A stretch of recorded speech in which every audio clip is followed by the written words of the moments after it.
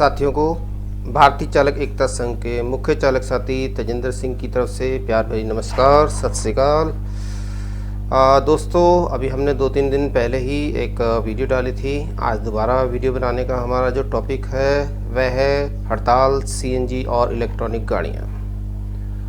तो इसमें हम सबसे पहले आते हैं, काफ़ी जो अभी ग्रुपों में चर्चा चल रही है कि हमें हड़ताल करनी चाहिए, कैसी करनी चाहिए, कौन कौन इसमें शामिल होगा, कौन नहीं होगा और किसको इससे फ़ायदा होगा, किसको नुकसान होगा। तो उसमें हमने बताया था कि आपको सबको डिजिटल हड़ताल करनी चाहिए। काफ़ी लोग इसके पक्ष में हैं, काफ़ी इसको नापसंद कर रहे हैं। देखिए, हड़ताल से किसी का कोई फ़ायदा नहीं है। आप सड़कों पे गाड़ियाँ रोकेंगे, गाड़ियाँ तोड़ेंगे। किसकी गाड़ियाँ तोड़ेंगे? अपने चालक सदस्यों की, अपने चालक भाइयों की, उनकी गाड़ी रोकेंगे। इनसे ओला या उबर को कोई फ़ायदा नहीं होगा।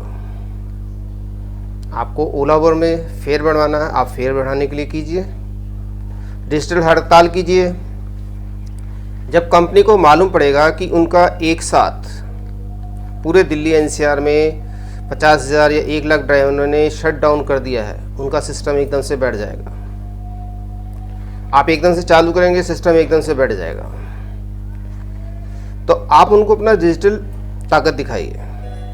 आप समय निर्धारित कीजिए कि हमें रोजाना इस समय से इस समय तक डिजिटल हड़ताल करनी है। आप सुबह काम कीजिए, शाम को काम कीजिए।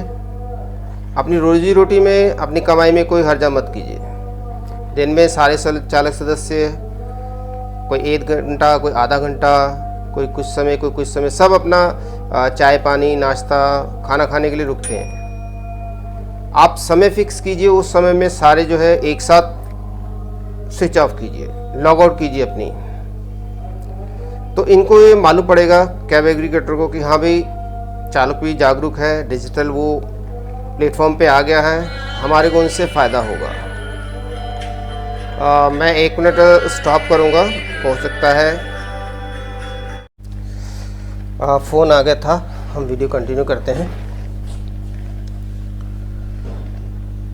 हम बात कर रहे थे डिजिटल हड़ताल पे। कंपनियों को झटका लगेगा, एकदम प्रेशर पड़ेगा कि इतनी गाड़ियाँ हमारी रोड से ऑफ हो गई, इतनी गाड़ियाँ ऑन हो गई। दूसरा, डिजिटल हड़ताल के लिए भी आपको अपना संख्याबल दिखाना पड़ेगा, एकता दिखानी पड़ेगी। आप किसी भी यूनियन में जुड़िए, किसी भी संस्था में जुड़िए, कहीं पे भी जुड़िए। अगर कोई यूनियन पसंद नहीं है, किसी संस्था में जुड़िए। संस्था पसंद नहीं है तो आपस में कोई ग्रुप बना के जुड़िए, लेकिन जुड़िए। जब तक आप अपनी ताकत नहीं बढ़ाएंगे, अपनी संख्या बल नहीं बढ़ाएंगे, आप नहीं जीत सकते। जीतने के लिए एकता चाहिए, संख्या बल चाहिए। और दूसरा, हमारे पास कुछ सदस्यों को फ़ोन आया था इलेक्ट्रॉनिक व्हीकल को लेके। इसमें कुछ ऑटो वाले भी थे। तो ये दोनों के लिए है, ऑटो टैक्सी सभी चालक हैं, कि इलेक्ट्रॉनिक व्हीकल के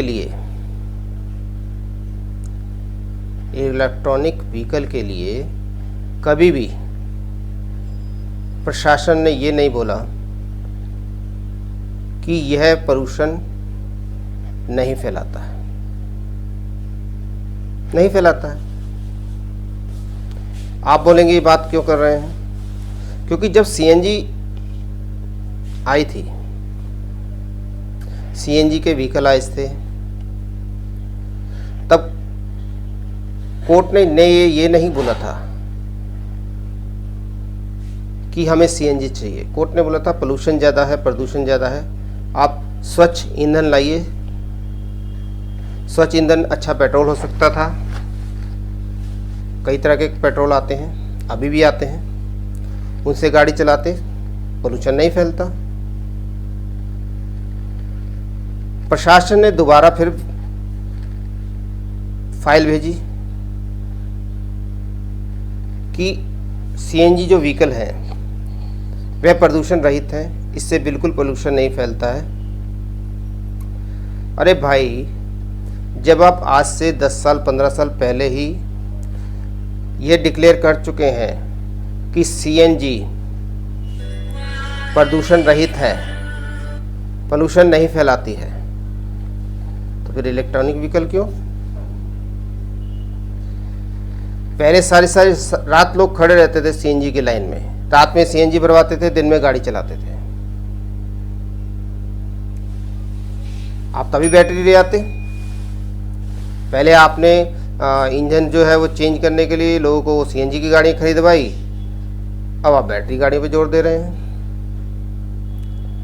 कहाँ लिखा है कि सीएनजी गाड़ी पोल्यूशन फैलाती है? हमें ये बताइए, कहीं नहीं लिखा। तो फिर क्यों हमारे इलेक्ट्रॉनिक गाड़ियां खरीदने में, इलेक्ट्रॉनिक ऑटो खरीदने पे जोर दिया जा रहा है?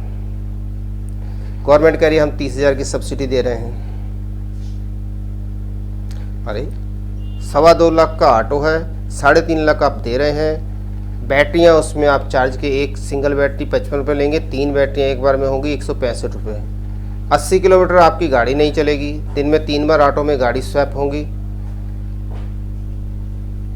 आप दिन भर बैटरियाँ ही चेंज करवाते रहेंगे क्या? 165 रुपये एक बार में, दिन में अगर आप 3 बार चार्ज कराते हैं तो आपका कम से कम नहीं तो 400 से ऊपर पे जाएगा चार्जिंग के लिए। आप 400 रुपये चार्जिंग का पैसा देंगे, ईंधन का पैसा देंगे, या गाड़ी की किस्त देंगे? तो आप सभी समझदार हैं, इस पे गौर करें। हम फिर इस पे दोबारा आएंगे। तब तक के लिए सभी को नमस्कार, धन्यवाद।